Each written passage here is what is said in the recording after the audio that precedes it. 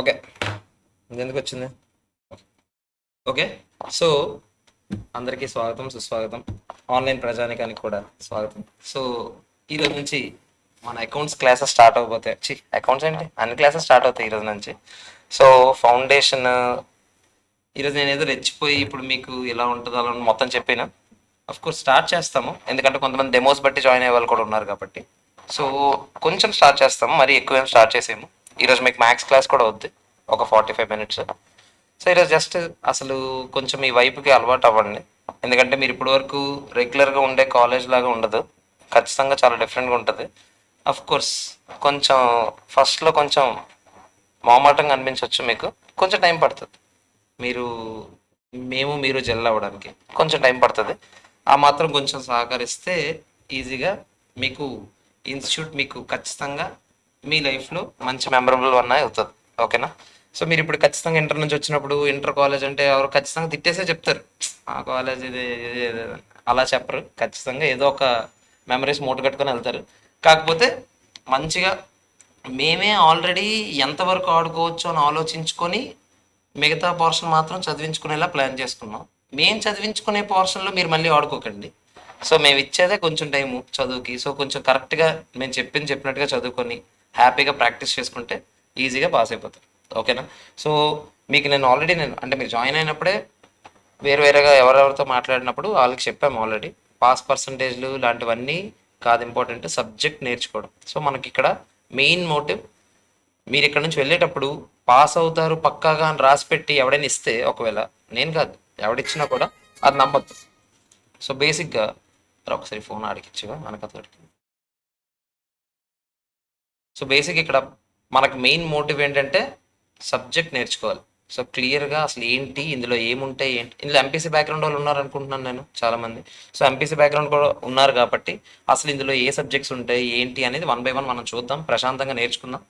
ఒక 4 days first కొంచెం time పడుతుంది మీకు. మరీ 1 dayలోనే తెలిసిపోద్దని నేను చెప్పను, నేను చెప్పినా కూడా నమ్మద్దు. ఒకవేళ మీకు ఒక 4 days టైం పడుతుంది. సో ఫస్ట్ కూర్చొని నీట్గా అసలు ఏంటి, జస్ట్ ఒక సినిమాకి వచ్చిన రోజు 3 గంటల సినిమా చూద్దాం. సినిమా మధ్యలో బ్రేక్ కూడా ఉంటుంది. అన్నీ అయిపోయాక ఒక 4 రోజులు, 4వ రోజు ఇంటికి వెళ్ళి కూర్చొని ప్రశాంతంగా ఆలోచించుకొని, 5th Sunday కదా, ప్రశాంతంగా కూర్చొని అసలు ఇప్పటి వరకు ఏం విన్నా, అసలు ఇది నా జీవితంలో ఏమైనా ఉపయోగపడుతుందా పడదా, అసలు దీంతో నేనేమైనా పేయగలనా లేదా ఫ్యూచర్లో అనేది ఆలోచించుకున్న తర్వాత దాన్ని బట్టి ఓకే అనుకుంటే మీరు కంటిన్యూ అవ్వండి. నేను ఖచ్చితంగా అంటే నాకు అడ్మిషన్ వస్తుందని నేను బలవంతంగా సిఏలోకి లాగడం అనేది అన్యాయం. ఎందుకంటే ఈ ఫీల్డ్ అలా ఉండదు. ఖచ్చితంగా మీరు రకరకాల అప్స్ అండ్ డౌన్స్ చూస్తారు. సో అన్నిటికీ ఇది ఒక ఖచ్చితంగా రోలర్ కోస్టర్ రైడ్ లాగా ఉంటుంది. ఒక నిమిషంలో చాలా ఆనందంగా ఉంటుంది, ఒక నిమిషం మీ అంత దుఃఖంలో ఎవరు ఉండరు అన్నట్టు అనిపిస్తుంది. సో అన్నీ చూడాలి, అన్నిటికీ తట్టుకొని మంచిగా నిల్చొని సర్వైవ్ అయితే హ్యాపీగా పాస్ అయిపోతాం. సో కమింగ్ టు సబ్జెక్ట్స్, మనకి 4 సబ్జెక్ట్స్ ఉన్నాయి: accounts, law, economics, maths. Of course కొన్ని సబ్జెక్ట్స్లో కొన్ని ఎక్స్ట్రా పోర్షన్స్ కూడా కలుస్తుంటాయి. ఫర్ సపోజ్ సిఎంఏ ఫౌండేషన్లో అకౌంట్స్తో పాటు కొంచెం కాస్ట్ అకౌంట్స్ కూడా ఉంటాయి. పేర్లు కూడా మనకు తెలియదు, నేను జస్ట్ చెప్తున్నాను, మీరు జస్ట్ ఏదో వినండి. ఓకేనా? ఎందుకంటే ఇప్పుడు మనకి సబ్జెక్ట్ పేర్లు, అందులో సబ్జెక్ట్ ఏముంటుందో తెలియదు కదా ఇంకా. సో ఒక్కొక్కటి చూస్తాం, మనం 1 by 1 చూస్తాం, కంగారం లేదు. సో ఈ 4 సబ్జెక్ట్స్లో సిఏలోని సిఎంఏలోని కామన్గానే ఉంటాయి 4 సబ్జెక్ట్స్. మన టార్గెట్ ఫస్ట్ ఏంటంటే ప్రతి సబ్జెక్ట్ కూడా ఇండివిజువల్గా 40 మార్క్స్ రావాలి, అంటే పాస్ అవ్వాలంటే. ఓవరాల్గా అన్ని సబ్జెక్ట్స్ కలిపి 200 మార్క్స్ రావాలి. మన టార్గెట్ ఇండివిజువల్గా 40%, ఓవరాల్గా 50%. 4 సబ్జెక్టులు కదా, 400 మార్కులకి 200 వస్తే పాస్ అవుతారు. ఒక్క సబ్జెక్ట్లో కూడా 40 కన్నా తక్కువ వచ్చింది అనుకోండి, ఫర్ సపోజ్ నాకు 3 సబ్జెక్టులో 100 100 100 వచ్చాయి, ఒక సబ్జెక్ట్లో 39 38 వచ్చింది అనుకోండి, మళ్ళీ అన్నీ రాయాల్సిందే. ఆ ఒక్క సబ్జెక్ట్ పోయిన సబ్జెక్ట్ రాయడం అనే ఆప్షన్ ఉండదు. సో అన్ని సబ్జెక్టులు మళ్ళీ రాసుకోవాల్సింది. సో మీకు అన్ని సబ్జెక్టుల మీద అలా అలా అలా అయినా సరే నాలెడ్జ్ ఖచ్చితంగా ఉండాల్సిందే. నేను ఈ సబ్జెక్ట్ వీక్, ఈ సబ్జెక్ట్ స్ట్రాంగ్ అనేది ఉండకూడదు. సో ఫస్ట్ ఆఫ్ ఆల్ ఈ ఫీల్డ్లోకి వచ్చాక అన్ని రకాల సబ్జెక్టులు టచ్ చేస్తాం. అసలు ఎందుకు కొన్నిటితో పని ఉందో కూడా మనకు అర్థం కాదు. ఇప్పుడు మ్యాథ్స్ ఉంది, మీరు ఓన్లీ ఫౌండేషన్ లెవెల్లోనే ఉంది మీకు మ్యాథ్స్, తర్వాత మీరు జీవితంలో ఎప్పుడు ముట్టుకోరు. ఓకేనా? సో అలాంటి సబ్జెక్ట్స్ కూడా ఉన్నాయి, అంటే జీవితంలో మనకు అస్సలు ఉపయోగపడిన సబ్జెక్ట్స్ కూడా ఉంటాయి. కానీ మరి ఆ లెవెల్ క్లియర్ చేయాలంటే ఆడు బుర్ర తక్కువ ఆడు పెట్టాడు మ్యాథ్స్ ఎగ్జామ్, మరి తప్పదు, మనం పాస్ అవ్వాలి. ఓకేనా? సో కొన్ని మనం క్వశ్చన్ చేయలేం. ఆడ పెట్టిన సిస్టమ్ అది మనం ఫాలో అవ్వాల్సింది. ఓకేనా? సో ఇండివిజువల్గా 40 రావాలి, ఓవరాల్గా 200 రావాలి. పెద్ద కష్టమేం కాదే. ఇంటర్లో ఏ సబ్జెక్ట్ కూడా నేను పాస్ అయ్యాను, అన్ని సబ్జెక్ట్స్ పాస్ అయ్యాను, పెద్ద ఫెయిల్ అయిన చరిత్ర మంది కాదు అని మీకు అనిపించవచ్చు. కానీ ఇక్కడ అలా ఉండదు. ఇంటర్ 10th ఆ డబ్బా ఇంటి దగ్గర కొట్టుకోండి, ఇక్కడ కొట్టుకోకండి. అర్థమైందా? సో ఇంటర్లో మీకు ఎన్ని మార్క్స్ వచ్చినా, ఇంటర్లో మీరు స్టేట్ టాపర్ అయినా కూడా ఫైనల్ 5 అటెంప్ట్లు పట్టినా మీరు ఆశ్చర్యపోనక్కర్లేదు. అలానే ఇంటర్లో అసలు చాలా బేర్ మినిమం స్కోర్ వచ్చింది, మీరు ఫైనల్ ఫస్ట్ అటెంప్ట్లో క్లియర్ చేసినా ఆశ్చర్యపోనక్కర్లేదు. సో ఇక్కడ మ్యాటర్ ఇప్పటి వరకు ఏం జరిగింది అనేది కాదు, ఇకపైన ఎలా ఏ సబ్జెక్ట్ని రిసీవ్ చేసుకుంటాం అనేదే మ్యాటర్. ఎందుకంటే అన్ని సబ్జెక్ట్స్ కొత్తవే ఎక్సెప్ట్ మ్యాథ్స్. అకౌంట్స్ ఎంఈసీ వాళ్ళకి అకౌంట్స్ ఎకనామిక్స్ ఉంది, బట్ అప్పుడు ఎందుకు నేర్చుకున్నామో ఎలా నేర్చుకున్నామో మొత్తానికి ఆ ఇంటర్కి సరిపడేంత నేర్చుకున్నాం. ఇక్కడ మళ్ళీ మనం మొత్తం స్క్రాచ్ నుంచి నేర్చుకుంటాం. సో ప్రతిదీ మనం పాయింట్ టు పాయింట్ మళ్ళీ ఫస్ట్ నుంచి నేర్చుకుంటాం. కాబట్టి ఇప్పుడు వరకు నేర్చుకుంది మీరు ఒక వేలో నేర్చుకున్నారు అనుకోండి. ఫర్ సపోజ్ ఇప్పుడు మీకు జర్నల్ ఎంట్రీని ఐడెంటిఫై చేయడం ఎలా అని ఎవరైనా ఒక పద్ధతి చెప్పారనుకోండి, మనం ఇప్పుడు వేరేగా వెళ్తాం. ఓకేనా? సో మనం ఇప్పుడు ఏ పద్ధతిలో వెళ్తామో ఆ పద్ధతి మనకి foundation, inter and final level, 3 లెవెల్స్లో కూడా. అండ్ ఇంకోటి చెప్పడం మర్చిపోయాను, మీకు మ్యాథ్స్ తర్వాత పని లేదని చెప్పాను కదా, ఎకనామిక్స్ కూడా తర్వాత పని ఉండదు. సో ఈ 2 సబ్జెక్టులు మీరు ఎలా నేర్చుకోవాలి? దేవుడా ఈసారికి నేను పాస్ అయిపోవడానికి 2 సబ్జెక్టులు నాకు హెల్ప్ చేస్తే చాలు. కానీ అకౌంట్స్లో ఉన్నాయి చూసారా, ఇది ఇంటర్లో ఉంది, అంటే సిఏసిఎంఐ ఇంటర్లో, అండ్ ఆల్సో ఫైనల్లో కూడా ఉంది ఈ 2 సబ్జెక్టులు. సో ఈ 2 సబ్జెక్టులు మాత్రం మీరు నేర్చుకునేటప్పుడు కొంచెం డీటెయిల్గా ప్రశాంతంగా మొత్తం అంటే స్క్రాచ్ నుంచి మొత్తం అన్ని నేర్చుకోవడానికి ట్రై చేయాలన్నమాట.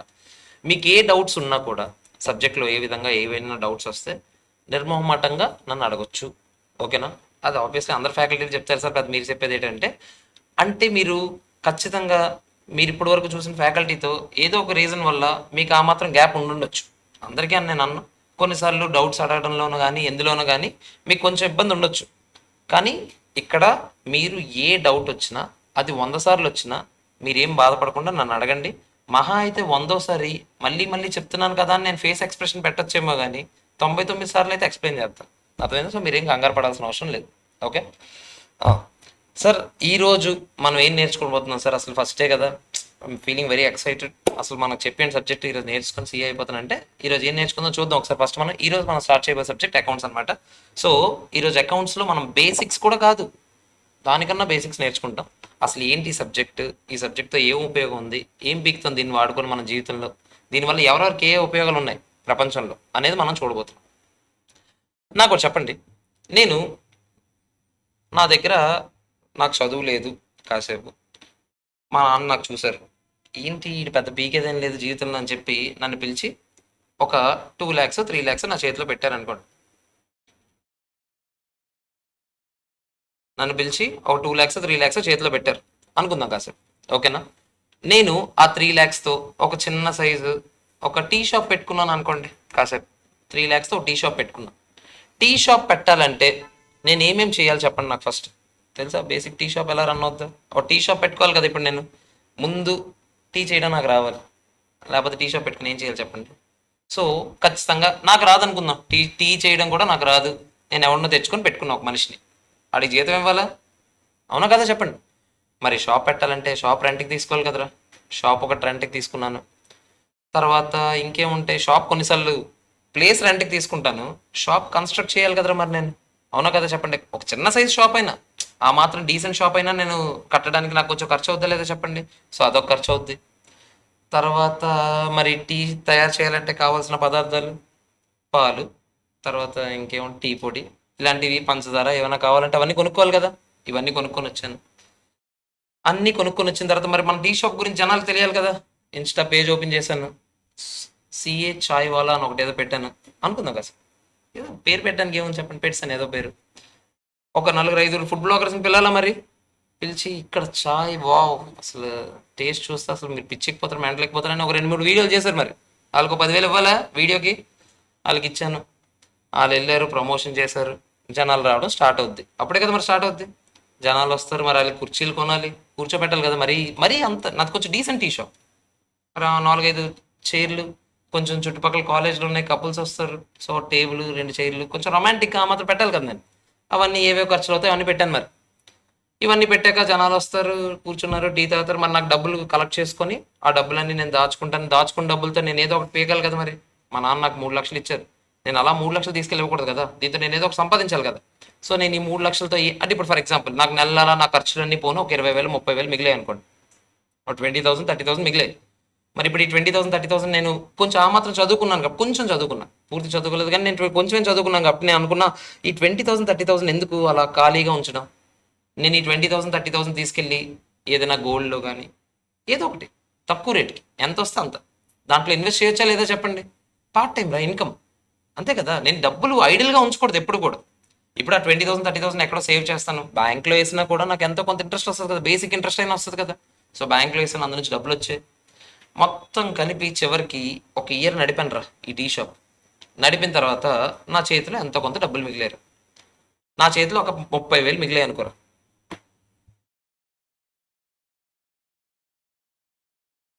నేను ఫస్ట్ స్టోరీలో అన్నీ రాసుకుందాం మనం, మనకి ఏ ఖర్చులే అన్నీ నీట్గా రాసుకుందాం. ఓకే, ఫస్ట్ స్టోరీలో మా డాడీ ఎంతో ఇచ్చారు కదా డబ్బులు. ఎంత ఇచ్చారా నాకు డబ్బులు నా ఎగ్జాంపుల్లో? 3 lakhs కదా. Just 1 minute.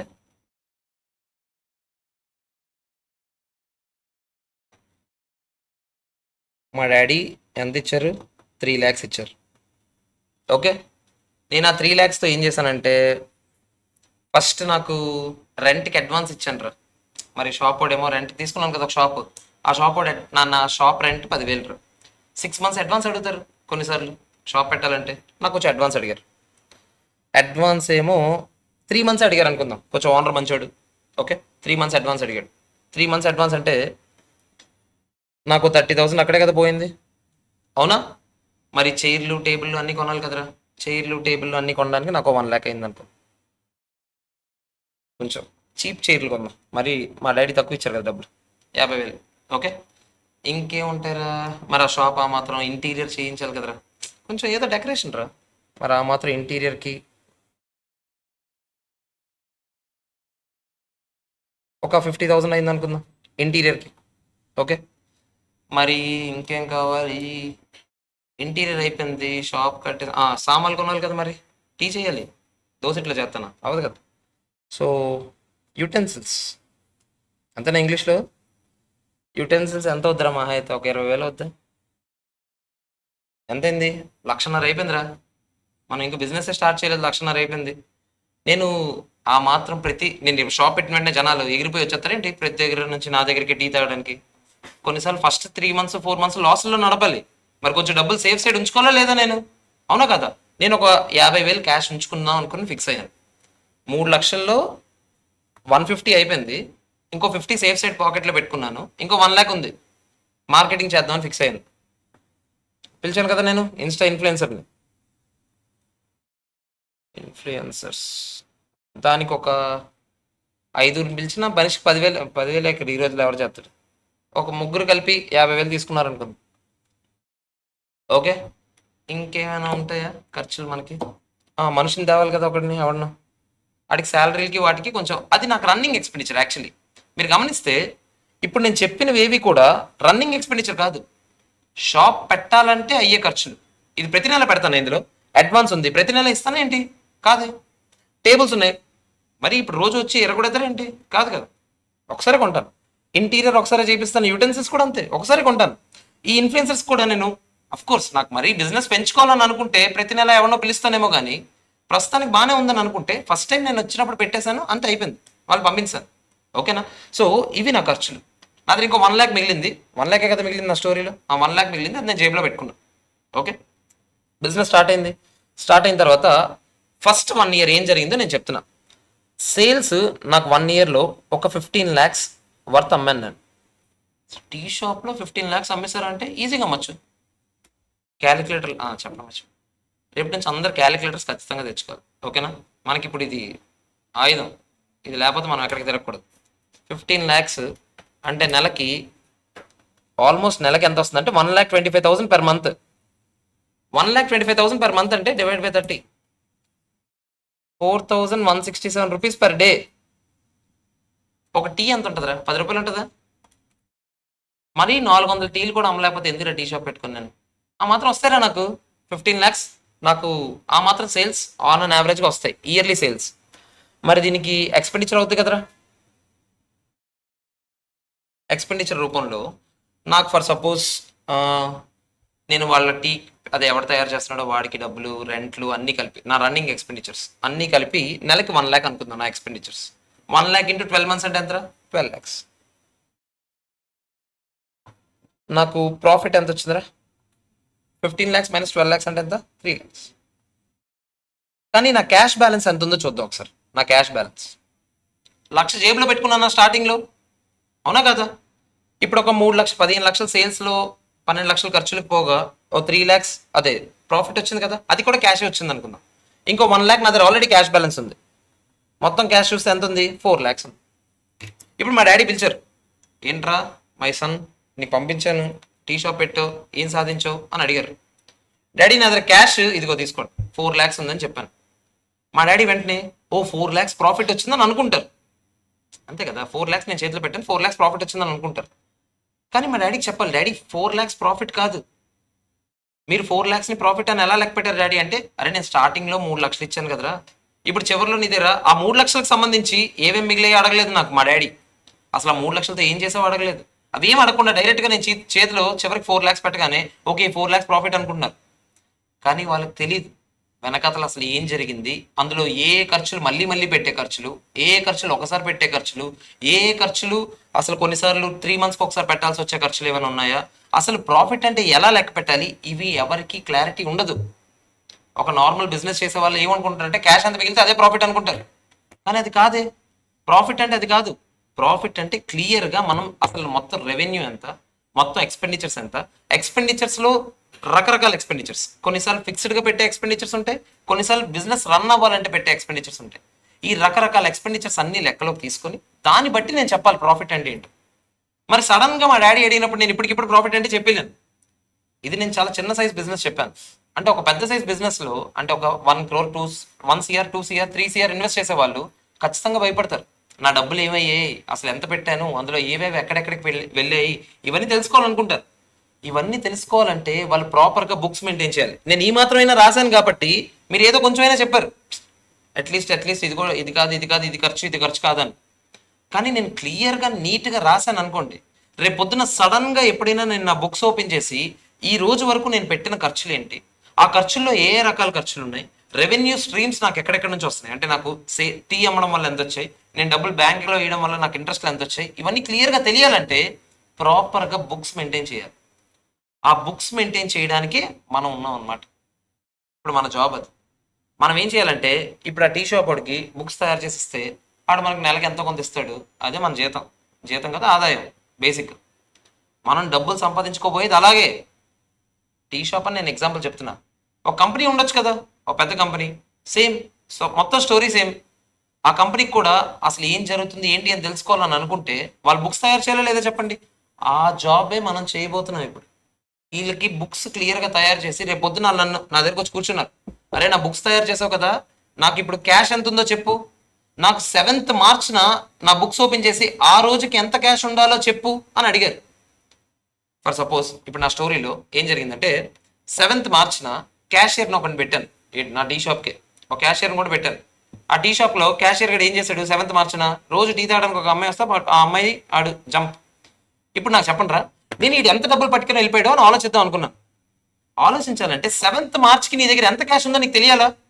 నేనేమన్నా దేవుడినా సడన్గా 7th March ఎంత క్యాష్ ఉందో నాకు తెలియడానికి? తెలియదే. ఇప్పుడు నేను తెలుసుకోవాలని అనుకుంటే అదే నా దగ్గర బుక్స్ ఉన్నాయి అనుకోండి, ఎప్పుడప్పుడు మెయింటైన్ చేస్తున్నాను అనుకోండి, డైలీ అప్డేట్ చేస్తున్నాను అనుకోండి, ఎగ్జాక్ట్గా 7th March నాడు పారిపోయాడు కాబట్టి ఆ ముందు రోజు అంటే 6th March నేను బుక్స్ ఓపెన్ చేశాను అనుకోండి, ఓకే నా దగ్గర ఇంత క్యాష్ బ్యాలెన్స్ ఉండేదా, ఈ ఎదవ ఇంత పట్టుకొని వెళ్ళిపోయాడా అని తెలుస్తుందా? అవునా కదా చెప్పండి. సో ఇవన్నీ తెలుసుకోవాలంటే ఎలా? ఇవన్నిటికీ కావాల్సింది ఆ బుక్సే. ఆ బుక్స్ మనం తయారు చేయబోతున్నాం అనమాట.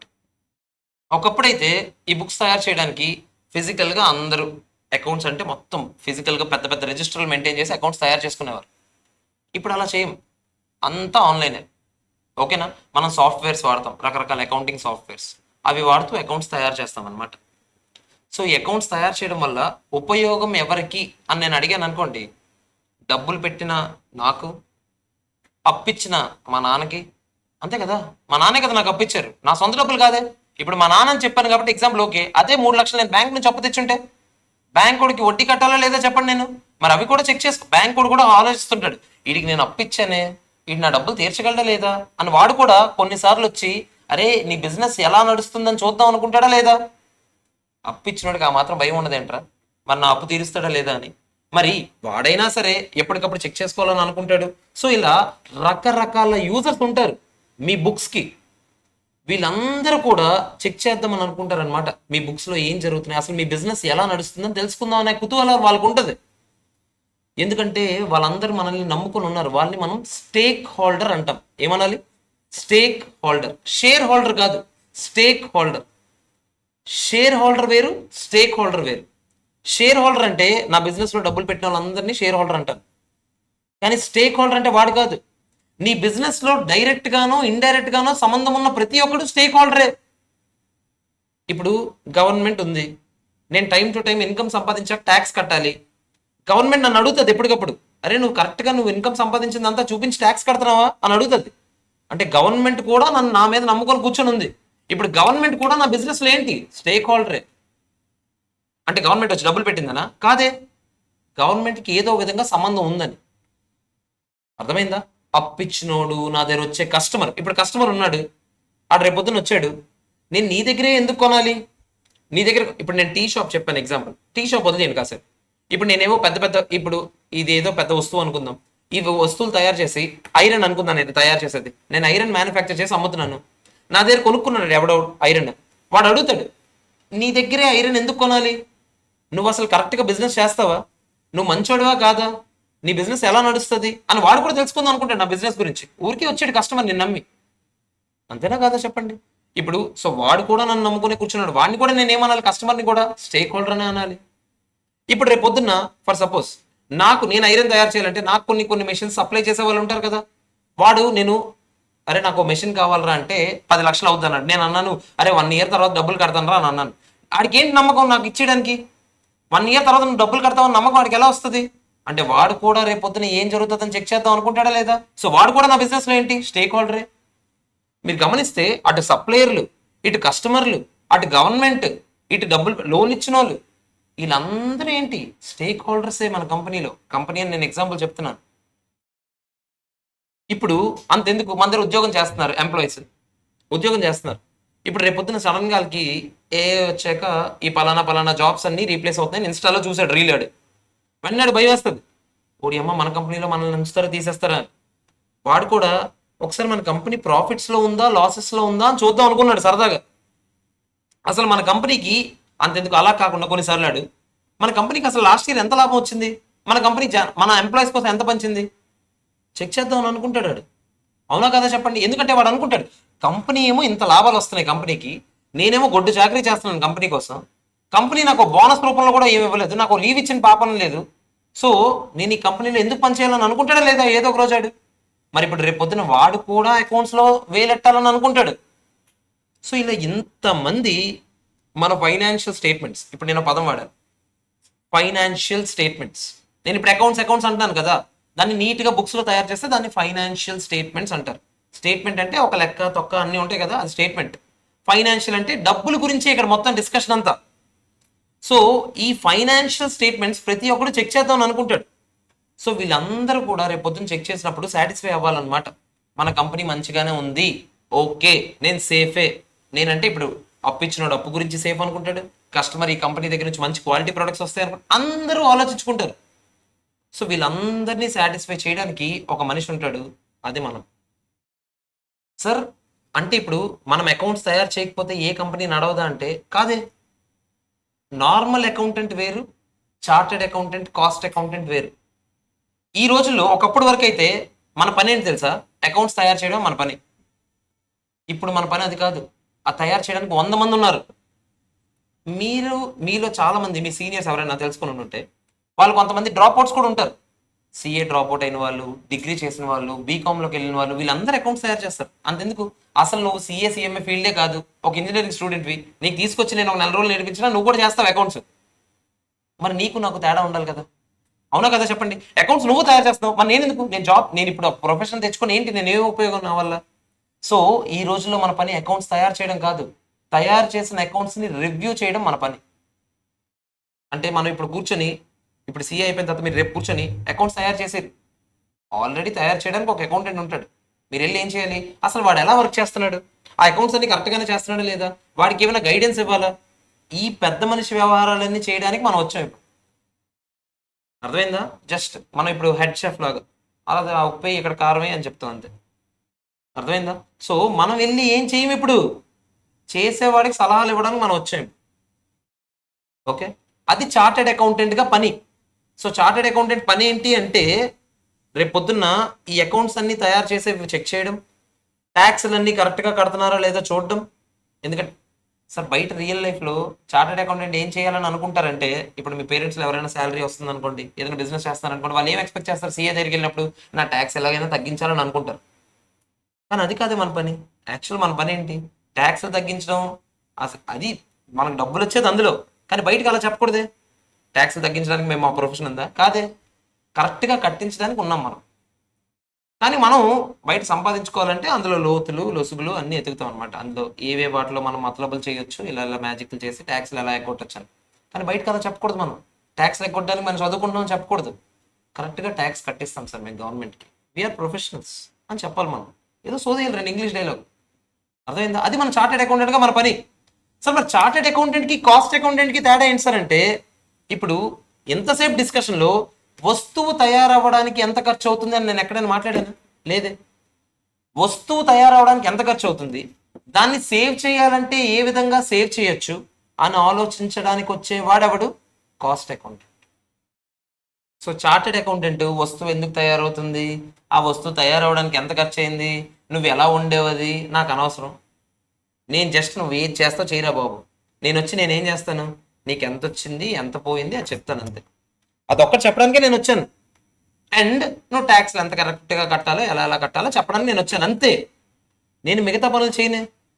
కాస్ట్ అకౌంటెంట్ గాడు ఎందుకు పెట్టుకుంటామంటే, వాడొచ్చి మొత్తం చెక్ చేసి ఈ పలానా పలానా ఖర్చు ఎక్కువ అవుతుంది, ఆ ఖర్చు మనం తగ్గించుకోవచ్చు, ఈ పలానా పలానా పనులు చేస్తే ఆ ఖర్చులు తగ్గుతాయి అని చెప్పడానికి వచ్చాడు అనమాట కాస్ట్ అకౌంటెంట్. ఆడి పేరులోనే ఉంది, కాస్టింగ్ మీద మాత్రమే ఆడ ఫోకస్ అంతా. సో కాస్ట్ అకౌంటెంట్ పని కంప్లీట్గా డిఫరెంట్, చార్టెడ్ అకౌంటెంట్ పని కంప్లీట్గా డిఫరెంట్. కానీ చదువుకునేటప్పుడు మన ఇద్దరు సబ్జెక్టులు కలిపే చదువుకుంటాం. కానీ బయట రియల్ లైఫ్లో మీరు వన్స్ క్వాలిఫై అయ్యాక సిఏగా మీరు చేసే పని, సిఎంఏగా మీరు చేసే పని కంప్లీట్లీ డిఫరెంట్.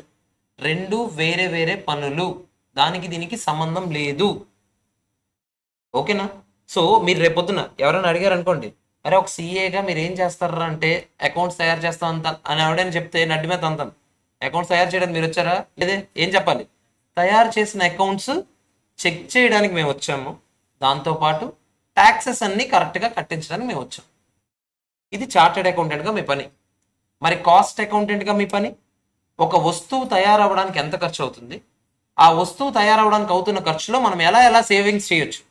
సార్ అది మీరు ఎలా చేస్తారు సార్, వస్తువు తయారు చేయడం మీద మీకు నాలెడ్జ్ ఉండాలి కదా అంటే, ఇప్పుడు ఫర్ సపోజ్ ఈ రిమోట్ తయారవుతుందిరా, ఈ రిమోట్ తయారవడానికి ఫస్ట్ నాకు ప్లాస్టిక్ కావాలా, అవునా కదా చెప్పండి. నేను రిమోట్ మ్యానుఫ్యాక్చరింగ్ కంపెనీలో కాస్ట్ అకౌంటెంట్. ఇప్పుడు ఈ ప్లాస్టిక్ ఉంది కదా, వేరే దగ్గర నుంచి కొంటారా లేదా చెప్పండి, సప్లయర్ దగ్గర నుంచి. కొన్నాక ఆ ప్లాస్టిక్ని గేట్ దగ్గర ఒకటి చెక్ చేస్తున్నాడు, లోపలికి వచ్చేటప్పుడు లారీలో. అలాగ లోపలికి వచ్చాక గొడవ దగ్గర ఒకటి చెక్ చేస్తున్నాడు. అలా ఇంకొంచెం లోపలికి వచ్చాక లేకపోతే ఒక పని చేద్దాం, అసలు ఎవరు చెకింగ్ చేయట్లేదు రా, లోపలికి వచ్చిందిరా ప్లాస్టిక్ డైరెక్ట్గా, నేను రిమోట్కి పెట్టేశాను రా. 1,00,000 రిమోట్లు తయారు చేశాక నాకు తెలిసింది ఈ ప్లాస్టిక్ చాలా చీప్ ప్లాస్టిక్ అని. నేను ఇలా టచ్ చేస్తే ఆ ప్లాస్టిక్ కొంచెం ఇలా అంటే అది విరిగిపోతుంది. ఇప్పుడు నేను తయారు చేసిన 1,00,000 రిమోట్లు నాకు వేస్టేనా? ఏదో రోజు కస్టమర్ వచ్చి కంప్లైంట్ చేయడండి, ఏంట్రా ఎంత చీప్ క్వాలిటీ అమ్ముతున్నాం అని. ఇప్పుడు ఇవన్నీ మళ్ళీ రీవర్కింగ్ చేయాలా, మళ్ళీ ఫ్రెష్గా వర్క్ చేయాలా, ఇదంతా ఎక్స్ట్రా ఖర్చేనా నాకు, అవునా కాదా?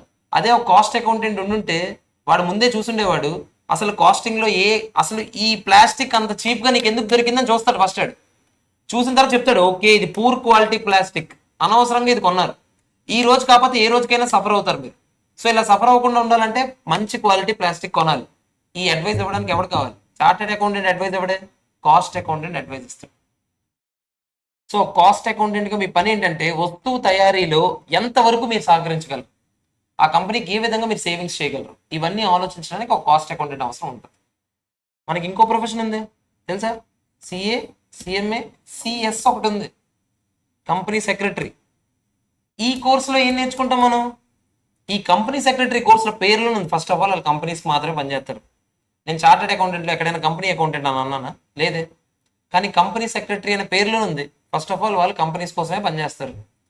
కంపెనీస్కి సంబంధించి సెక్రటేరియట్ వర్క్ చేస్తారు వాళ్ళు. సెక్రటేరియల్ వర్క్స్ అంటే ఏంటి తెలుసా, కంపెనీ లా ఏం చెప్పింది అంటే లా ఏం చెప్పింది, కంపెనీస్ అవి పాటిస్తున్నాయా లేదా, అవి చెక్ చేయడానికి వీడు వచ్చాడు అనమాట. సో వీటితో అకౌంట్స్కి, వస్తువు తయారీ ఖర్చుకి దాంతో ఏం సంబంధం లేదు. జస్ట్ లాస్ అండ్ రెగ్యులేషన్స్ అంటూ కొన్ని ఉన్నాయి. రోడ్డు మీద ముగ్గురు త్రిబుల్ రైడింగ్ చేయకూడదని చెప్పారు, కంపెనీ త్రిబుల్ రైడింగ్ చేసుకుంటూ వెళ్తుంది, ఎందుకు చేస్తున్నావు అని అడుగుతాడు అనమాట వీడు.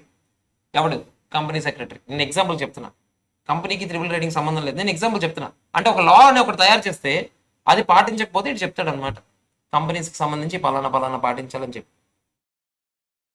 మనం ఈ రోజు అదే మీన్ మనకి ఫస్ట్ ఆఫ్ ఆల్ లాకి సంబంధించినవన్నీ మనం డిస్కస్ చేస్తాం. మన కంపెనీ లా అనేది ఒక సెపరేట్ టాపిక్ కూడా, సిఏలో, సిఏ ఫౌండేషన్లో, సిఎంఏ ఫౌండేషన్.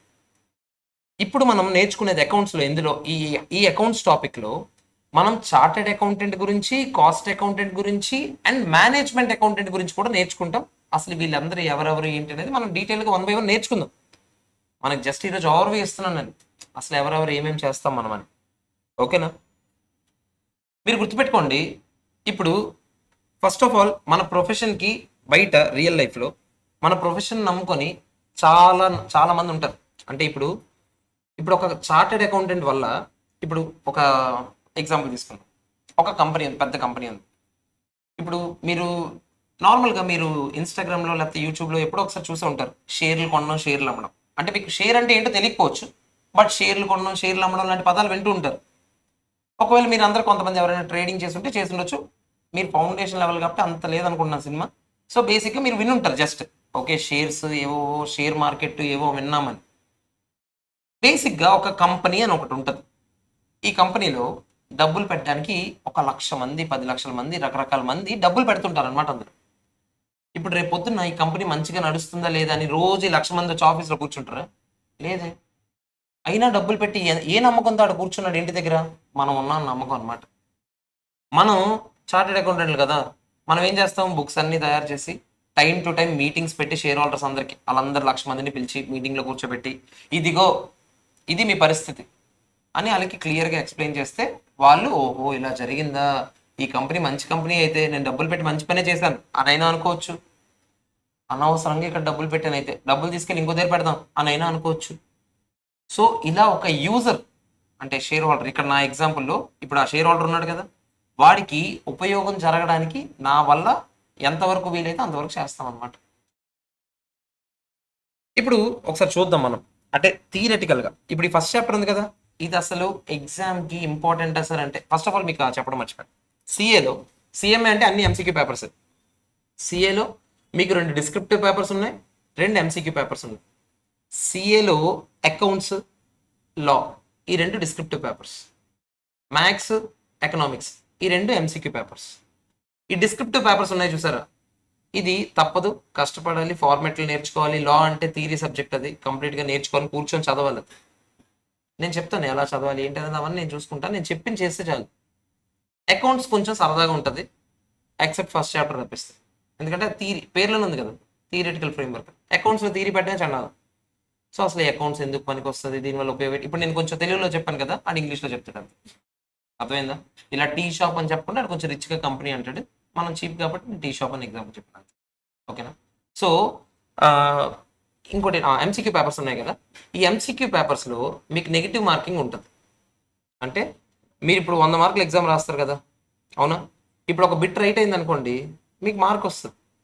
రాసి రాంగ్ అయింది అనుకోండి, నెగిటివ్ మార్కింగ్ ఉంటుంది, ఓకేనా. సిఏ ఫౌండేషన్లోనే ఉంది నెగిటివ్ మార్కింగ్, సిఎంఏ ఫౌండేషన్లో లేదు. సిఎంఏ ఫౌండేషన్ చాలా ఈజీ, అలా కళ్ళు మూసుకొని అలా ఒకసారి దేవుడి దండం పెట్టుకుని ఎగ్జామ్కి వెళ్ళిపోయిన పాస్ అయిపోతారు కొన్నిసార్లు, ఛాన్సెస్ ఆర్ దేర్.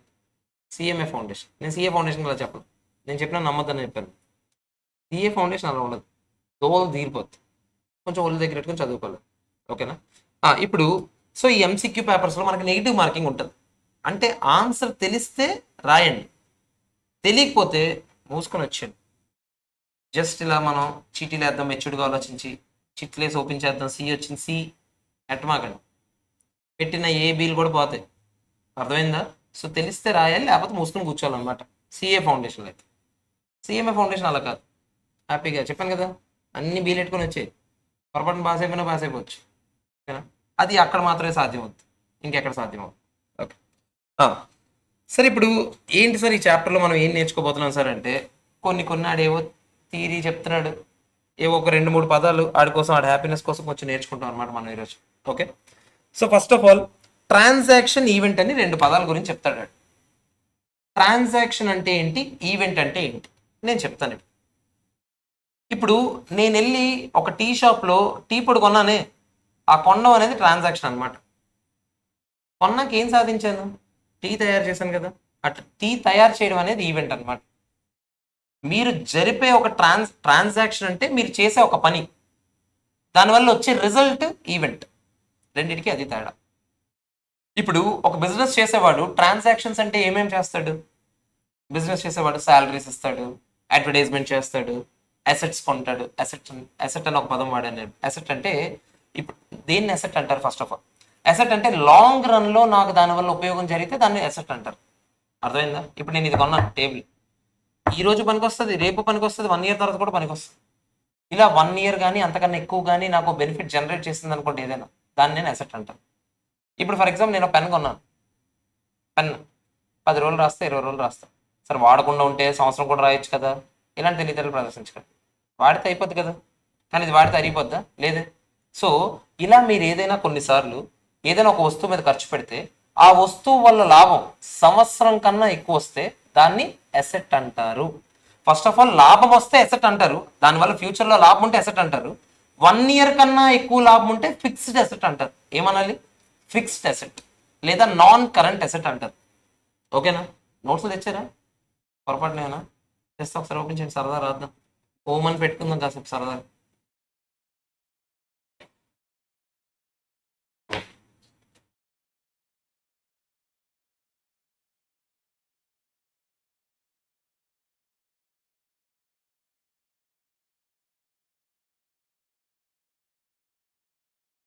అందరు హెడ్డింగ్ పెట్టుకోండి. ఇప్పుడు అంటే ఫస్ట్ ఈ హెడ్డింగ్ పెట్టుకోండి, చాప్టర్ పేరు హెడ్డింగ్ పెట్టుకోండి. థియరిటికల్ ఫ్రేమ్వర్క్ అని హెడ్డింగ్ పెట్టుకోండి. Theoretical framework. ప్రస్తుతానికి కొన్ని తెచ్చుకోపోయింటే రఫ్లో అయినా రాయండి, ఒక నోట్స్ పెట్టుకోండి. అకౌంట్స్కి నోట్స్ పెడతారు కదా, అకౌంట్స్ నోట్స్ ఒక 300 పేజీలు ఉండే నోట్స్ పెట్టుకోవడానికి ట్రై చేయండి. ఆల్రెడీ 200 పేజీల నోట్స్ పెట్టారంటే మరి ఇంకేం చేయలేం. అంటే ఏం లేదు, అంటే మళ్ళీ మళ్ళీ మార్చాల్సిన అవసరం లేకుండా. ఓకేనా? అకౌంట్స్ కొంచెం పెద్ద సబ్జెక్ట్, సో చాలా ఎక్కువ రాస్తాం కాబట్టి అకౌంట్స్కి పెద్ద నోట్స్ ఉండవు. మీ ఎవరి దగ్గరైనా మీకు అసలు మొత్తం అయిపోయిన తర్వాత క్లాస్, అంటే మీ మ్యాథ్స్ క్లాస్ డెమో కూడా అయిపోయిన తర్వాత, నేను అందరి దగ్గర అసలు ఎవరెవరి దగ్గర బుక్స్ ఉన్నాయి ఏంటని అడుగుతాను. ఎవరెవరికి లేవో, రిజిస్ట్రేషన్ లేని వాళ్ళు చేయించుకోవడానికి అవన్నీ ప్రాసెస్ అన్ని చెప్తారు వాళ్ళు, మా వాళ్ళు. బుక్స్ ఎవరెవరి దగ్గర లేవో వాళ్ళకి టెంపరీగా మేము బుక్స్ సెట్ చేస్తాము. అంతవరకు మీరు రిజిస్ట్రేషన్ చేసుకుని బుక్స్ వచ్చే వరకు ఆ బుక్స్ వాడుకోవచ్చు. ఓకేనా? ఏదో రాయమన్నాను ఏంటంటే థియరిటికల్ ఫ్రేమ్వర్క్ అని హెడ్డింగ్ పెట్టారా? Theoretical framework. నేను ముందు 4 పదాల గురించి చెప్తాను ఇప్పుడు. ఒకటి అసెట్, ఇంకోటి లయబిలిటీ, ఇంకోటి ఇన్కమ్, ఇంకోటి ఎక్స్పెండిచర్. ముందు ఈ 4 పదాలకి డిఫరెన్స్ తెలియలేదు అనుకోండి, అసెట్ అంటే ఇన్కమ్ సార్ కాదు. మీకు వినడానికి 2 అసెట్ అన్నా ఇన్కమ్ అన్నా ఒకలాగే ఉండొచ్చు కదా అని అనిపించవచ్చు, కానీ అన్ని కంప్లీట్గా డిఫరెంట్ మీనింగ్స్. ఇప్పుడు నేను చెప్తాను, రాసుకోవాలి. First asset, heading asset.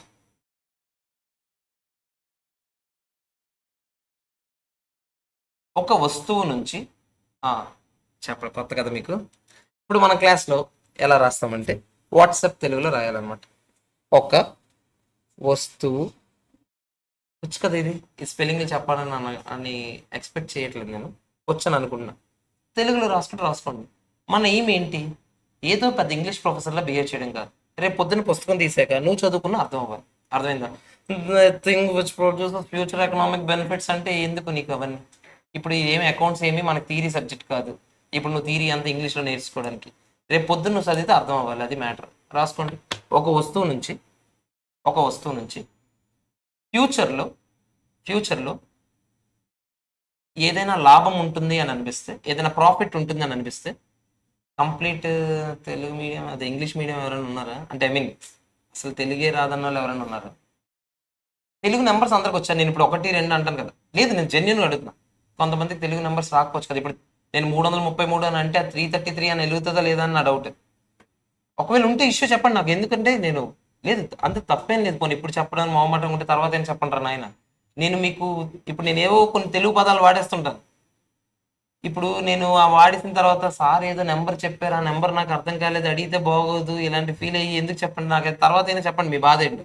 ఓకేనా? ఇప్పుడు ప్రస్తుతానికి ఏ రాశారు, ఒక వస్తువు నుంచి ఫ్యూచర్లో ఏదైనా ప్రాఫిట్ జనరేట్ అయ్యే ఛాన్సెస్ ఉంటాయి, ఏదైనా ప్రాఫిట్ వస్తుంది అని అనిపిస్తే, ఏదైనా ప్రాఫిట్ వస్తుంది అని అనిపిస్తే దాన్ని అసెట్ అంటారు.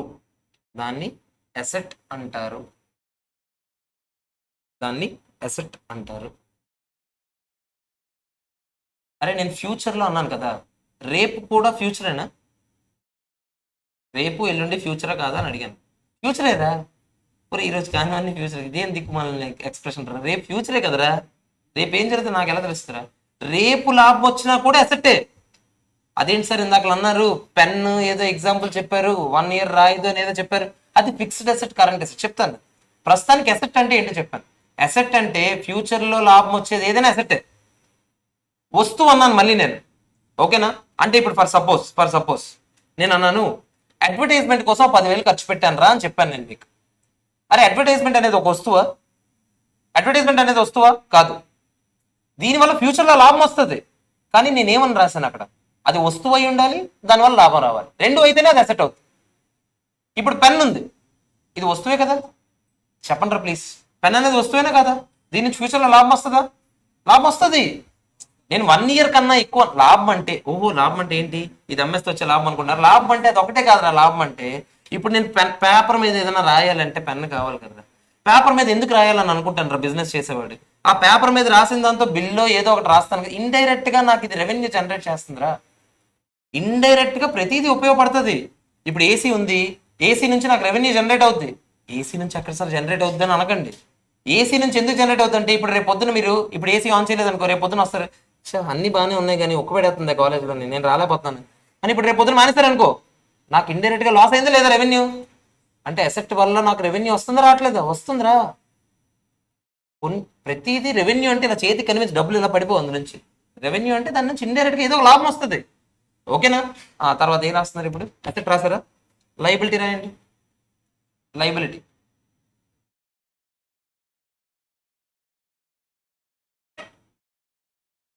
ఏదైనా ఒక పని చేసినందుకు, ఏదైనా ఒక పని చేసినందుకు ఏదైనా ఒక పని చేసినందుకు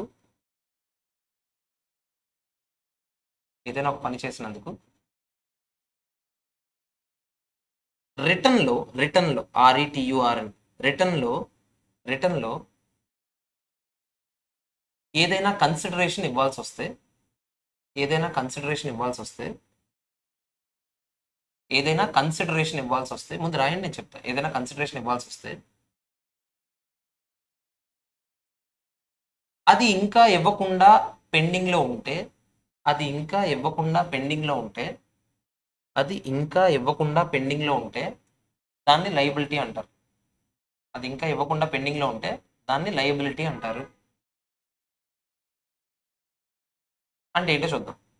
ఇప్పుడు ఏసీ పెట్టించడానికి ఒకటి పిలిచాను రా, ఆడు వచ్చాడు, ఏసీ పెట్టాడు, ఆడు ఏసీ కూడా అమ్మాడు, ఏసీ పెట్టాడు, వెళ్ళిపోయాడు. 50,000 అయింది సార్ అన్నాడు. ఎల్లుండి ఇస్తానండి అన్నాను. మంచోడు, నా ఫేస్ చూస్తే మంచోళ్ళ కనిపించిన, ఆడ వెళ్ళిపోయాడు. ఎల్లుండి తర్వాత డబ్బులు తీసుకున్నాను. ఈ రోజు నేను ఆడికి డబ్బులు ఇవ్వాలి, చేశాడు కదా పని నాకు. ఆడు ఇంకా పని కూడా చేయకపోయింటే అది మళ్ళీ లైబిలిటీ అవ్వకపోయింది రే. ఇప్పుడు ఫర్ ఎగ్జాంపుల్ ఆడే వచ్చాడు, ఎల్లుండి ఏసీ పెడతాను సార్ అన్నాడు, ఎల్లుండి డబ్బులు ఇస్తాను సార్ అన్నాను. నాకు పని చేశాడా? చేయలేదా? చేయకపోయినందుకు నేను ఎందుకు ఇవ్వాలి? కానీ చేస్తే ఇవ్వాలి కదా. ఇవ్వకుండా పెండింగ్లో ఉంచాను.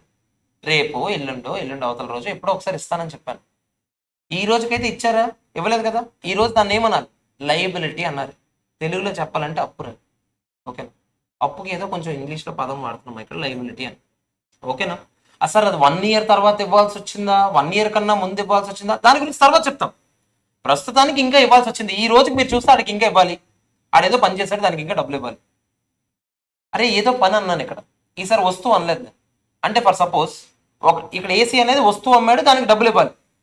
అలా కాదు, నాకు ఎవడో క్లీనింగ్ చేయడానికి వచ్చారు, క్లీనింగ్ చేశారు, నాకు 500 అయింది సార్ అన్నారు, నేను 10 రోజుల తర్వాత ఇస్తానండి అన్నాను.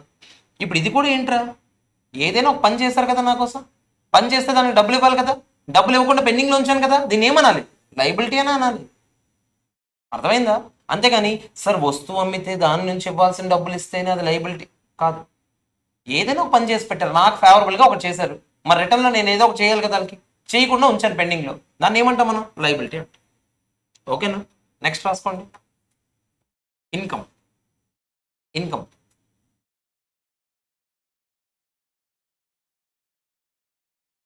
It is of 2 types and right, it is of 2 types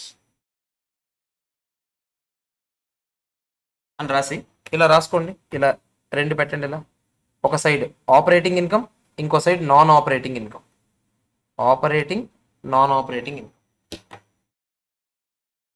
operating income, non operating income. అరే నాకు ఒకటి చెప్పండి రా, డే టు డే ఆపరేషన్స్ చేయడం వల్ల వచ్చే ఇన్కమ్ను ఆపరేటింగ్ ఇన్కమ్ అనాలిరా, మీనింగ్ అయితే అది. కానీ నాకు ఒకటి చెప్పండి రా, డే టు డే ఆపరేషన్స్ అంటే ఏంటి? ఇప్పుడు ఒక రెస్టారెంట్ ఉందిరా, వాళ్ళ మెయిన్ ఆపరేషన్స్ ఏంట్రా? రెస్టారెంట్ ఎందుకు పెట్టారా? ఫుడ్ అమ్మడానికి. ఫుడ్ అమ్మడం వల్ల వచ్చిన డబ్బులు ఏవైతే ఉంటాయో దాన్ని ఆపరేటింగ్ ఇన్కమ్ అనాలి.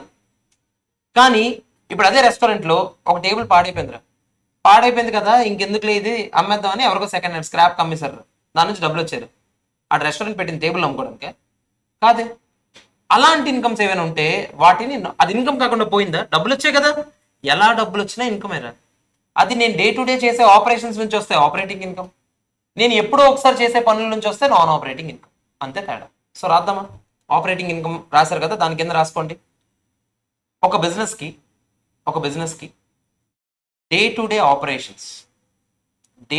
ఆపరేషన్స్ నుంచి జనరేట్ అయిన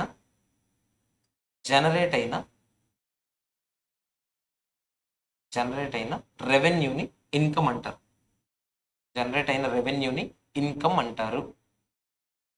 ఇన్కమ్, రెవెన్యూ రెండు ఇంటర్చేంజబుల్ రా. ఓకేనా? మీరు కొన్నిసార్లు నేను రెవెన్యూ అంటాను, కొన్నిసార్లు ఇన్కమ్ అంటే, ఏదైనా ఒకటిరా. ఏ రాశారు, ఒక బిజినెస్కి డే టు డే ఆపరేషన్స్ నుంచి జనరేట్ అయ్యే రెవెన్యూని ఇన్కమ్ అంటారు. నాన్ ఆపరేటింగ్ ఇన్కమ్ డెఫినేషన్ చాలా easy, other than operating income, అంతే కదా. అదర్ దాన్ ఆపరేటింగ్ ఇన్కమ్ అన్ని నాన్ ఆపరేటింగ్ ఇన్కమ్. అంటే మీరు డే టు డే ఆపరేషన్స్ నుంచి కాకుండా ఇంకే పని చేసి డబ్బులు జనరేట్ చేసినా అది non operating income. For suppose నేనున్నాను, కాలేజ్ రన్ చేస్తున్నా, మీరు అందరు ఇచ్చే ఫీజులు నాకు ఏమవుతారా, ఆపరేటింగ్ ఇన్కమ్, అంతేనా. మీ డబ్బులు తీసుకెళ్ళి నేను బ్యాంక్లో వేసాను, దాని నుంచి ఇంట్రెస్ట్ వచ్చింది, బ్యాంక్లో ఇంట్రెస్ట్ వేసుకోవడానికి నేను కాలేజ్ పెట్టుకుంది కాదు కదా, అందు నుంచి వచ్చిన ఇంట్రెస్ట్ ఏమవుతారా, నాన్ ఆపరేటింగ్ ఇన్కమ్. రాసుకుంటాం. నాన్ ఆపరేటింగ్ ఇన్కమ్ అంటే అదర్ దాన్ ఆపరేటింగ్ ఇన్కమ్, దానికి మళ్ళీ సెపరేట్ డెఫినేషన్ ఉండదు. ఓకేనా? నాన్ ఆపరేటింగ్ ఇన్కమ్ అంటే అదర్ దాన్ ఆపరేటింగ్. నెక్స్ట్ మరి ఎక్స్పెండిచర్ రాయాలి కదరా, ఎక్స్పెండిచర్ మళ్ళీ సేమ్ ఆపరేటింగ్. ప్రస్తుతానికి దానికి కూడా 2 గీతలు రాసుకోండి, 2 గీతలు పెట్టి operating expenses, non operating expenses. అరే ఇన్కమ్ అన్నా ప్రాఫిట్ అన్నా ఒకటేనా అని అడిగాను రా, మీరేం చెప్తారా? నేను మీ అందరి నుంచి వచ్చే ఫీజులు నాకు ఇన్కమ్ అని చెప్పాను కదా, అదే నా లాభమా? కాదు, income is different from profit రా. ఇన్కమ్ నుంచి ఎక్స్పెండిచర్ తీస్తే వచ్చేదాన్ని ప్రాఫిట్ అనాలి. మీరు వినడానికి ఇన్కమ్ అన్నా ప్రాఫిట్ అన్నా ఒకలాగే ఉండొచ్చు, కానీ ఇన్కమ్ అంటే నాకు వచ్చిన డబ్బులు, అందు నుంచి మరి నా ఖర్చులు తీయాలి కదా, ఖర్చులన్నీ తీసాక మిగిలిన దాన్ని ప్రాఫిటా లాసా అనాలి. అంతేగాని ఇన్కమ్ని ప్రాఫిట్ని ఇంటర్చేంజబుల్గా వాడకూడదు, నేను చెప్తానులే తర్వాత. సో ఇప్పుడు మనం ఏ రాస్తాం, ఎక్స్పెండిచర్ కదా, ఆపరేటింగ్ నాన్ ఆపరేటింగ్ రాస్తారా, అందులో ఆపరేటింగ్ ఎక్స్పెన్స్ అంటే ఏంటో రాసుకుందాం. మరి ఇప్పుడు సేమ్ ఇందాక చెప్పిన దాని ప్రకారం దీనికి మీరే చెప్పండి డెఫినేషన్. డే టు డే జరిగే బిజినెస్లోని మనకు వచ్చే రెవెన్యూని ఇన్కమ్ అంటారు కదా, మరి డే టు డే బిజినెస్ జరుగుతుంది, దానికి అయ్యే ఖర్చుని ఆపరేటింగ్ ఎక్స్పెన్స్ అంటారు. డే టు డే బిజినెస్ కోసం పెట్టే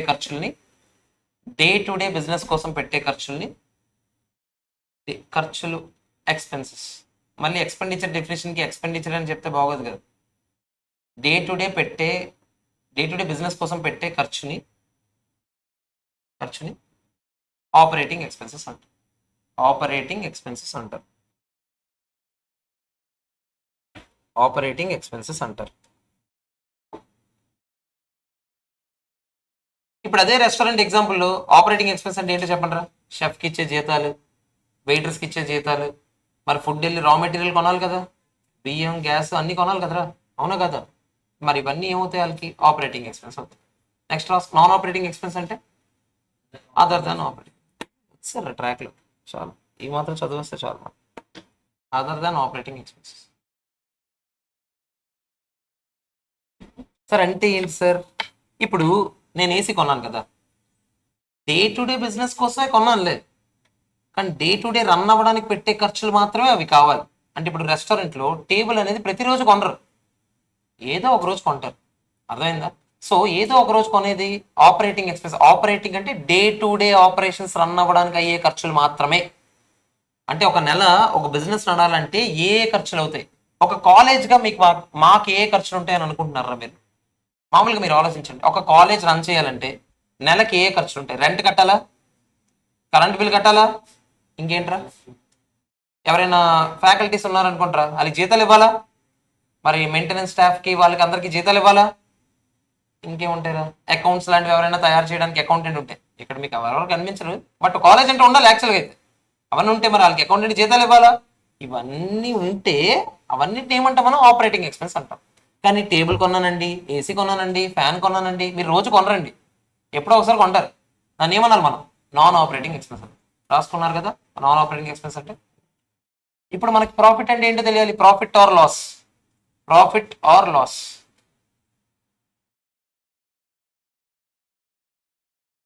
profit or loss. If income is more than expenditure, ప్రాఫిటా లాసా మీకు? అరే ఎక్స్పెండిచర్ కన్నా ఇప్పుడు ఇన్కమ్ ఎక్కువ వచ్చింది అనుకుంటారా, అది ప్రాఫిట్ రా. If income is more than expenditure, if income is more than expenditure, అరే income is more than expenditure అని రాశారు కదా, బ్రాకెట్లో వద్దులే, బ్రాకెట్లో ఎలా ఇది, if income is more than expenditure తర్వాత చెప్తాను నేను. If income is more than expenditure then business is set to have profit, business is set to have a profit, and vice versa. అంటే ఏంట్రా, reverse. If expenditure is more than income, loss ఉందని అర్థం, ఓకేనా? And vice versa, విఐసిఈ VRSA ఇలాంటి దిక్కుమాల పదాలు మనం కొన్నిసార్లు వాడుతుంటాం, అలవాటు చేసుకోవాలి మనం. పర్టికులర్లీ లాలో ఇలాంటి పదాలు బోల్డ్ చూస్తాం, అర్థమైందా? తప్పదు, ఆడేవో కనిపెట్టాడు వాడుకోవడం, అర్థమైందా? అన్నిసార్లు నీటి రాయినప్పుడు ఇలా రాసుకుంటాం, ఓకేనా? అలవాటు చేసుకోవాలి కొన్ని కొన్ని, ఓకే? అండ్ వైస్ వర్సా రాసారా? నెక్స్ట్ ఇన్కమ్ రాస్తాము, లాస్ రాస్తాము. ఇప్పుడు next capital expenditure, revenue expenditure రాదు. Capital expenditure, capital expenditure, capital expenditure. ఒక ఎక్స్పెండిచర్ వల్ల, ఒక ఎక్స్పెండిచర్ వల్ల, ఒక ఎక్స్పెండిచర్ వల్ల బెనిఫిట్ 1 ఇయర్ కన్నా ఎక్కువ ఉంటే, ఒక ఎక్స్పెండిచర్ వల్ల బెనిఫిట్ 1 ఇయర్ కన్నా ఎక్కువ ఉంటే, 1 ఇయర్ కన్నా ఎక్కువ ఉంటే దాన్నే క్యాపిటల్ ఎక్స్పెండిచర్ అంటారు, దాన్ని క్యాపిటల్ ఎక్స్పెండిచర్ అంటారు.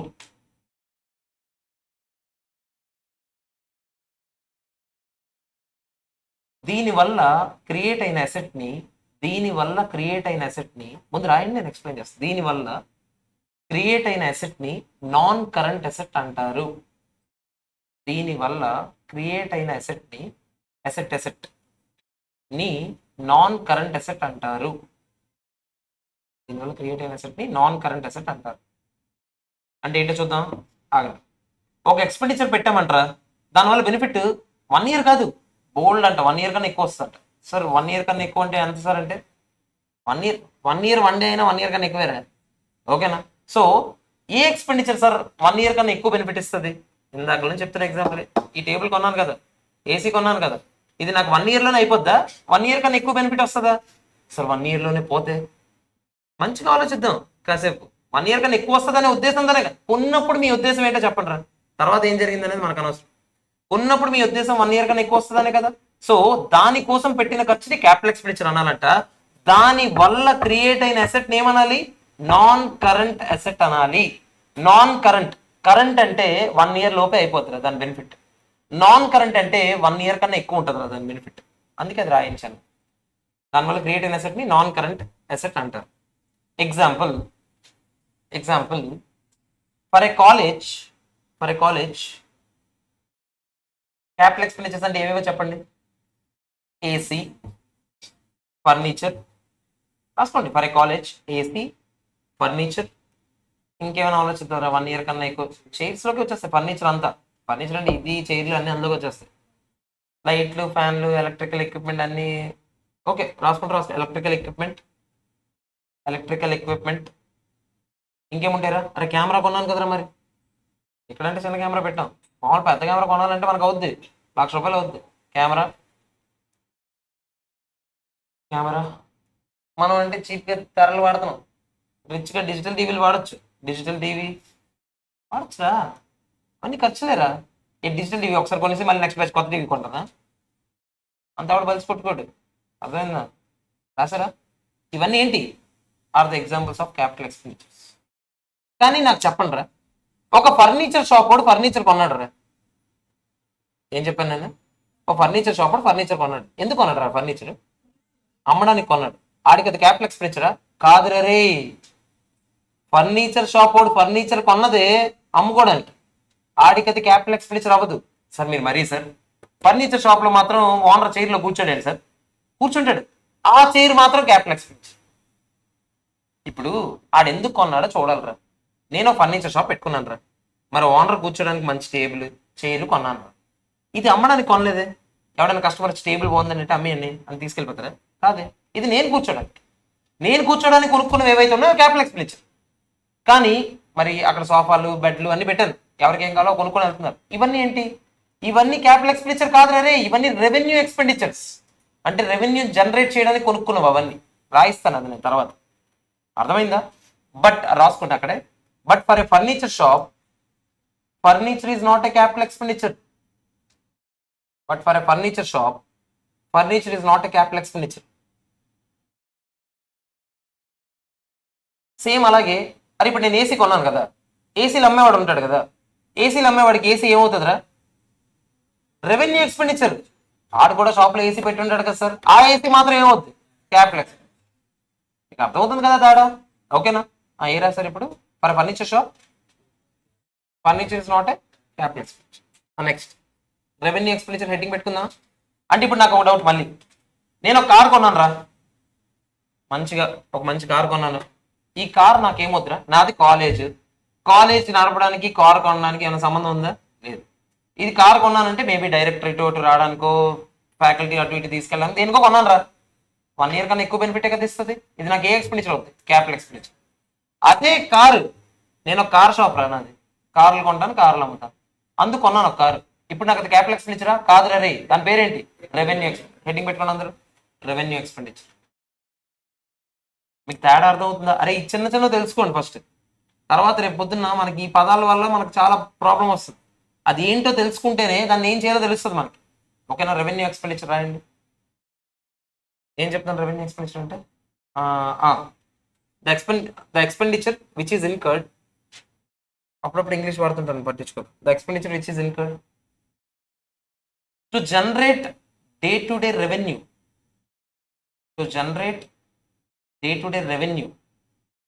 For a business. Day-to-day revenue for a business is known as what? Revenue expenditure. Is known as revenue expenditure.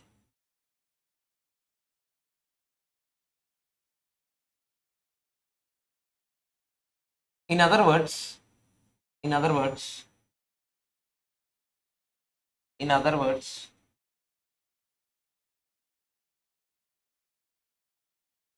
the expenditure which generates benefits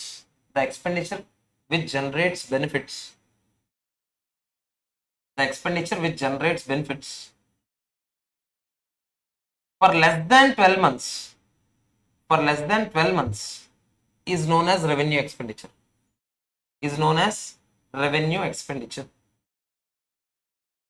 నాకు డౌట్, మీరేమన్నారు? కార్ షాప్ వాడు కార్లు కొనుక్కుంటే ఏమవుద్దన్నారు? ఏమని చెప్పారు ఇప్పుడు? మీరు రెవెన్యూ ఎక్స్పెండిచర్ అని చెప్పారా? నాకు డౌట్. కార్ షాప్ వాడు ఓ ప్రింటర్ ఆ ప్రింటర్ ఎక్కువ రోజులు పనిచేస్తుంది. కార్ షాప్ వాడు స్టేషనరీ ఐటమ్స్ కొన్నాడు, ఓకేనా? పెన్నులు పెన్సిల్ కొన్నాడు, మరి రాయాలి కదా, బిల్లు అన్ని రాయాలి కదా, దానికోసం కొన్నాడు. మీరు నాకు చెప్పండి, ఫస్ట్ ఆఫ్ ఆల్ ఈ పెన్నులు కొన్నది పెన్నులు అమ్ముకోవడానికి కాదు, టు జనరేట్ రెవెన్యూ. డైరెక్ట్గా అయితే రెవెన్యూ జనరేట్ చేయదు, కానీ ఇది 12 నెలల కన్నా ఎక్కువ వాడతాం, 12 నెలల కన్నా తక్కువ వాడతాం, పెన్ను తక్కువే వాడతాం. సో అది రెవెన్యూ ఎక్స్పెండిచర్ అవుతా, క్యాపిటల్ ఎక్స్పెండిచర్ అవుతా? రెవెన్యూ ఎక్స్పెండిచర్ అవుతుంది. ఫర్ సపోజ్ నేను కాలేజ్లో క్లీనింగ్కి ఎవరైనా స్టాఫ్ని పెట్టాను, వాళ్ళు వచ్చి క్లీన్ చేసి వెళ్ళారు. ఈ క్లీన్ చేయడం వల్ల బెనిఫిట్ 12 మంత్స్ కన్నా ఎక్కువ ఉంటుందా, 12 మంత్స్ కన్నా తక్కువ ఉంటుందా? అంటే 12 మంత్స్ కన్నా తక్కువే ఉంటుంది. ఈ ఎక్స్పెండిచర్ ఏమనాలి? రెవెన్యూ ఎక్స్పెండిచర్ అనాలి. సో మీరు జస్ట్ అది ఎసెట్టా కాదా అనే దాన్ని బట్టి చెప్పలేం క్యాపిటల్ రెవెన్యూ అని. అన్ని చూసుకోవాలి. 12 నెలల కన్నా ఎక్కువ బెనిఫిట్ జనరేట్ చేస్తుంది అంటే క్యాపిటల్ ఎక్స్పెండిచర్, 12 నెలల కన్నా తక్కువ అంటే రెవెన్యూ ఎక్స్పెండిచర్. అలా అయినా చెప్పొచ్చు. ఒక పర్టికులర్ ఎక్స్పెండిచర్ వల్ల day to day revenue generate అవుతుందంటే దాన్ని కూడా రెవెన్యూ ఎక్స్పెండిచర్ అని అంటారు. కానీ ఆ 12 మంత్స్ కన్నా తక్కువ పాయింట్ ఏదైతే ఉందో అదే మెయిన్ అండర్లైన్ చేయండి. లెస్ దాన్ 12 మంత్స్ పాయింట్ ఉంది కదా, అది అండర్లైన్ చేయండి, అదే ఇంపార్టెంట్. నాకు డౌట్ రా, ఇప్పుడు నేను అడ్వర్టైజ్మెంట్ చేశాను రా టీవీలో, ఈరోజు యాడ్ ఇచ్చాను టీవీలో. ఈ యాడ్ వల్ల బెనిఫిట్ నాకు 1 ఇయర్ ఉంటుందా? అదే 1 ఇయర్ కన్నా తక్కువ ఉంటుందా, 1 ఇయర్ కన్నా ఎక్కువ ఉంటుందా? నా డౌట్ అర్థమైందా? ఇప్పుడు టీవీలో యాడ్ వేసాను రా, బెనిఫిట్ 1 ఇయర్ కన్నా తక్కువ ఉంటుందా? టీవీలో యాడ్ వదిలేరా పోనీ, బయట హోర్డింగ్ పెట్టాను రా, హోర్డింగ్ పెట్టాను రా, దానివల్ల బెనిఫిట్ 1 ఇయర్ కన్నా తక్కువ ఉంటుందా, 1 ఇయర్ కన్నా ఎక్కువ ఉంటుందా?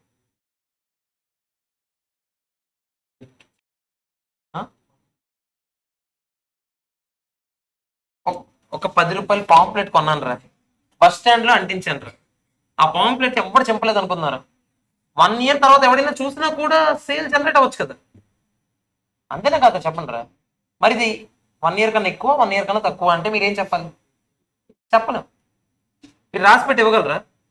1 ఇయర్ కన్నా, ఇప్పుడు 1 ఇయర్ తర్వాత ఒకటి సేల్ అయిందిరా, కస్టమర్ వచ్చాడు, నేను ఆ పాంప్లెట్ చూసి వచ్చానండి అని చెప్తాడు, నాకు చెప్పలేమే.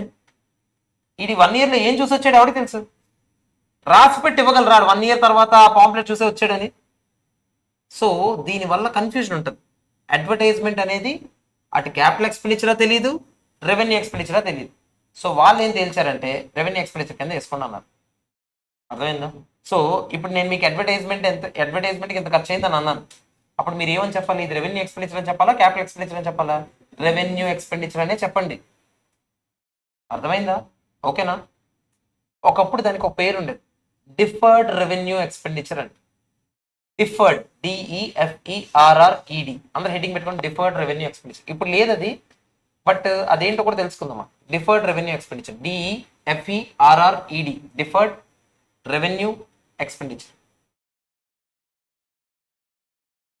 It is a revenue expenditure, పేర్లో ఉంది కదా మరి. It is a revenue expenditure but generates benefits for more than 1 period, అది for more than 12 months.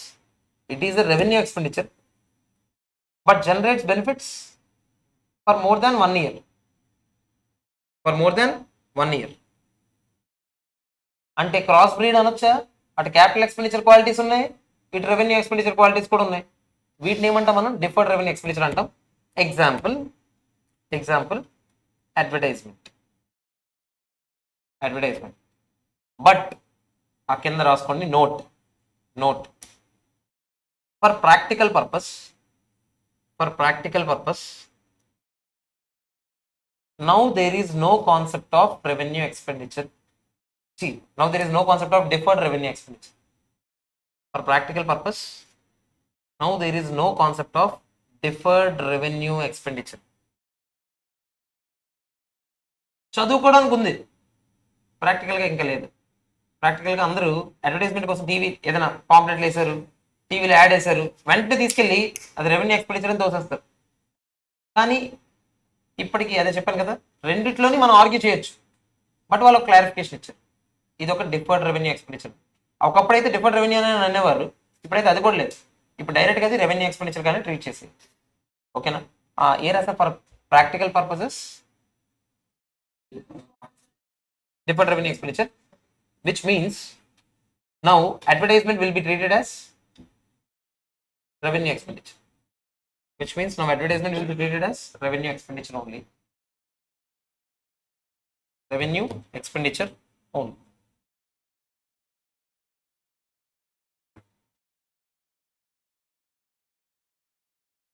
Okay, clear? చాలు, ఈరోజుకి ఎక్కువ నేర్చుకున్నాం, ఈరోజుకి ఎక్కువ నేర్చుకున్నాం, బాగా సమాప్త్ హో గయా, ఇంతటితో సమాప్త్. క్లాసెస్ చూసిన వాళ్ళు ఎవరికైనా ఏమైనా క్లాసెస్ కావాలంటే మాకు కింద ఉన్న కాంటాక్ట్స్కి కాల్ చేయండి ఫ్రెండ్స్. Bye bye.